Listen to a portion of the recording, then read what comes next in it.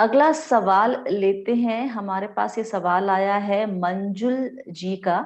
फिलहाल ये यूएस में है और इसलिए कहा कि मैं बात तो नहीं कर पाऊंगी आपसे, लेकिन ये सवाल जरूर ले लीजिएगा मेरा। मैं वहां पर देखती हूँ लाइव सेशन।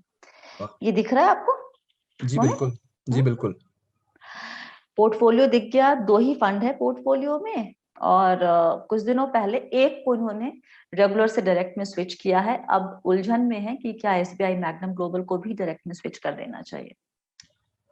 ओके, देखिए आपने लिखा है कि आपका एसआईपी चल रहा है, आपको हम्म। एग्जिट लोड का ध्यान देना पड़ेगा। मुझे लगता है एग्जिट लोड देकर स्विच मत करिए, because regular to direct switch is akin to a sale and a buy transaction from a tax perspective. ठीक है, हम्म। बिकॉज उसमें आपके फंड का एनएवी चेंज होता है, स्कीम का मायना सेम रहेगा, फंड मैनेजर पोर्टफोलियो सब कुछ सेम रहेगा, बट डायरेक्ट क्योंकि ज्यादा तेजी से बढ़ता है उसका एनएवी ज्यादा होता है, उसमें रिटर्न ज्यादा आता है। तो हम्म। स्विच तो आपको करना ही है, उसमें तो कोई दो राय नहीं है। वो सबसे हम्म। अच्छा चीज है कि आप जितना जल्दी हो सके रेगुलर से डायरेक्ट में स्विच करेंगे, उतना जल्दी आपका कंपाउंडिंग बेटर होगा, रिटर्न्स बढ़ेंगे। बट आपको ख्याल रखना है कि आपकी जितनी एसआईपी की यूनिट्स हैं वो एग्जिट लोड के विंडो से बाहर आ चुकी है, सब एक साल कंप्लीट कर चुकी है। तो एक तरह से उनमें लॉन्ग टर्म कैपिटल गेन लगेगा, शॉर्ट टर्म भी नहीं जाएगा। तो आप 15% की जगह 10% ही गेन्स का टैक्स देंगे और एग्जिट लोड से भी बच जाएंगे। उसके बाद में आप बेझिझक होकर स्विच कर दीजिए।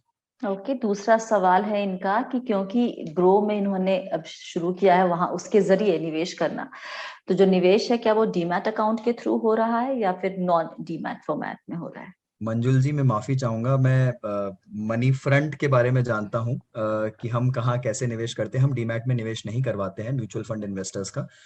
ग्रो जहां मुझे लगता है क्योंकि उनका ब्रोकिंग का बिजनेस भी है, आई थिंक उनके पास पहले तो नॉन डीमैट या नॉन फोलियो डीमैट बेस्ड था। ऑप्शन था। हम्म। अब हो सकता है शायद डीमैट में जा रहा हो, मुझे नहीं अंदाजा है इसका, तो शायद मैं इसका आंसर ठीक से नहीं दे पाऊंगा। इसका हालांकि डीमैट फॉर्म एक, अवॉइड करना चाहिए जहां तक हो सके। अगर इनके पास अगर डीमैट अकाउंट होगा ही नहीं तो फिर वो डीमैट में नहीं जा रहा होगा ना, डीमैट फॉर्म में हो ही नहीं रहा होगा। अगर ग्रो के, आई डोंट नो ऑनेस्टली, मेरे पास आंसर नहीं है। आपको ग्रो के हम्म। सर्विस सेंटर से ही पता करना पड़ेगा कि उनका कहाँ जा रहा है निवेश, हम्म। और किस फॉर्म में जा रहा है। ओके, और ये बता दीजिए 2015 से निवेश चल रहा है, 5 साल अभी और करेंगी, कितना जोड़ पाएंगी 3,000 रुपए पर मंथ का निवेश है इनका? ओके, सो देखिए आप साल का 36,000 रुपये डाल रहे हैं, और मुझे वो कैलकुलेटर्स कुछ खोलने पड़ेंगे, बट कोशिश करिए कि आप अपने एसआईपी की रकम को थोड़ा बढ़ाते जाएं, राइट। हम्म। तो उससे क्या है, थोड़ा सा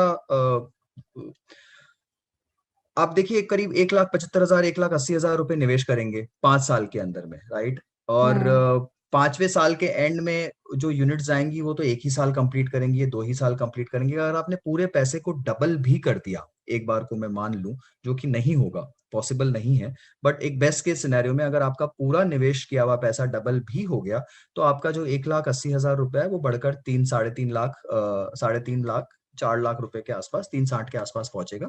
that's the scenario for you. तो कोशिश करिए कि एसआईपी की रकम को बढ़ाते रहिए। लेकिन ये निवेश 2015 से है इनका और 5 साल और तो अच्छा, तो 10 साल हो ठीक है। गया, तो माफ कीजिएगा, आप चाहें तो दो डबलिंग ले लीजिए हम्म। बेसिकली।